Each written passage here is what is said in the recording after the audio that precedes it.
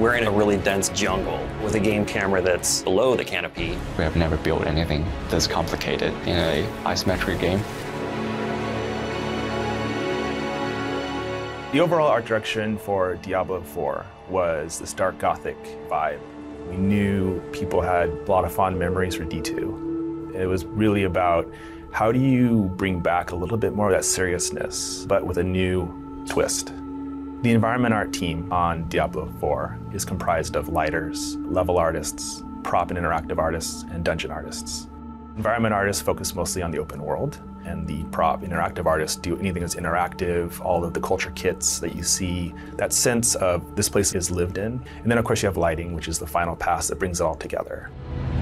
Heading into expansion was definitely a shift for us. When you think about Gothic, it's not necessarily just the architecture. It's also when you imagine what it was like to live during that time. And so for us, it's more about the tone. We had covered a lot of interesting biomes and locations in the base game. Going down into Nahantu is now this like wilderness, right? We don't have architecture in the same sense of like Western Gothic architecture. But thematically and tonally, there's still darkness. In Nahantu in the past, Mephisto had a major influence on it and had left its mark. And it is also the final resting place of Akarat. It's Akarat's presence that has drawn Neyrel down to Nahantu. Taking the lens of what we did on D4, we decided that we wanted to expand on our color palettes, expand on the depth of the image, and really play up, I think, stronger visual identity. One of the art pillar is old master influence. So we're taking a very close look into painters like Frank Frazetta is the biggest one, trying to research his brush strokes, shape language, how he used colors and lightings. And then of course Diablo is all about nothing's a well in the world of Sanctuary. So everything has a little bit decayed, a little bit like destroyed, and a little bit rotten. And that has to stay true to like everything we make. It feels heavy, dark, and challenging. But there's also these moments of light to contrast with the dark, so that when you go back, you feel that impact. And I think it also sort of shows you as a hero helping in these dark moments to bring light to the people who live in Sanctuary. When building out the expansion, we take our inspiration from places here on Earth, and we twist and add and tweak to make sure that it's its own flavor, it's its own interpretation for Sanctuary. Open world, we definitely want to take a more realistic approach. That is sort of our focus, is how to make our environment believable and seamlessly transition from one to another. And on the fantasy side, we definitely want to push the shape language and also the mythical element of this zone. So it's not just a generic jungle. Part of Nahantu is actually just straight up not jungle. It's sort of like American desert, Grand Canyon kind of environment called a Taganze, which just adds another layer and variety to what Nahantu has to offer. It's another experience where we pushed our color palette and the identity of the location into something that's really dramatic and dynamic. Going from concept to creation, when working on the expansion, concept team will do a key image that tries to capture the mood, and the environment artists take that and build it. Very early on, my job is to interpolate the concept art and trying to make it realized in the engine and figure out, a lot of times trying to figure out what the limitations are and what can we do to work around it and still provide the similar feeling, if not surpass the feeling from the concept. Concept art, like, they're just gorgeous. So that's what just inspired us to keep trying new things and keep like pushing the technology. So as level art, we work very closely with level design and also with our asset creation team, like Sam, where they create a lot of the assets, and they work with the directors to kind of find an example of what they want the broader place to look like. So they build a small sample space. And then I take that, and then I take what level design has already blocked out as far as the needs of gameplay. And then it's my job to kind of make that kit work in a real gameplay situation.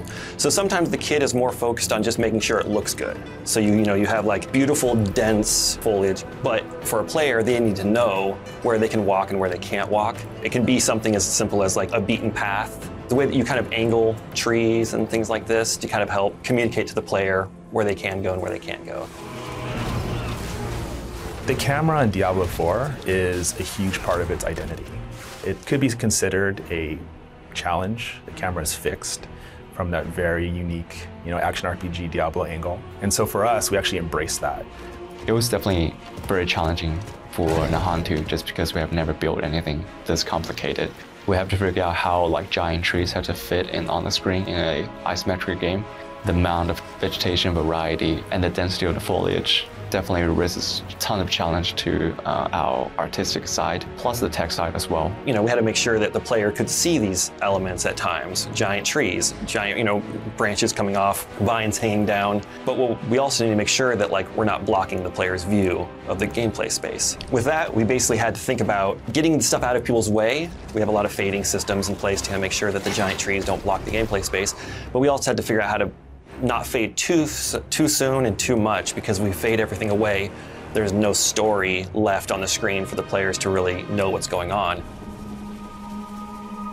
Pretty much the primary kind of necessity when we're building is that we have to make sure it's clear for the player. We're in a jungle. We're under a really dense canopy. So the challenge was really how to sell that story, but with a game camera that's below the canopy, looking down at the ground. And so the lighting team had to really come in and create more custom lighting for the jungle in order to sell that feeling that we wanted to sell, where it's very, very dark, but then you have those beams of light shining in and kind of illuminating parts of the ground.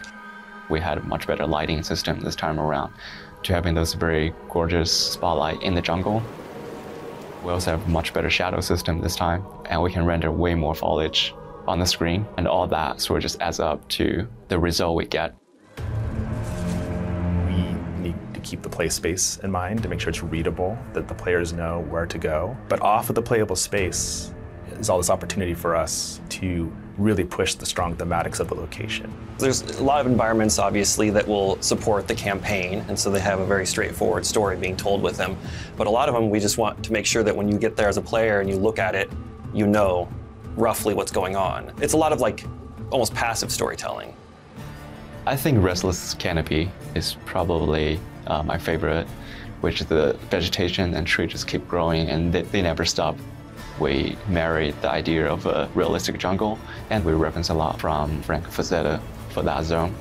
And the deep shadows and the softness of the dapple lights, yeah, I think it's just the most gorgeous place in Nahantu.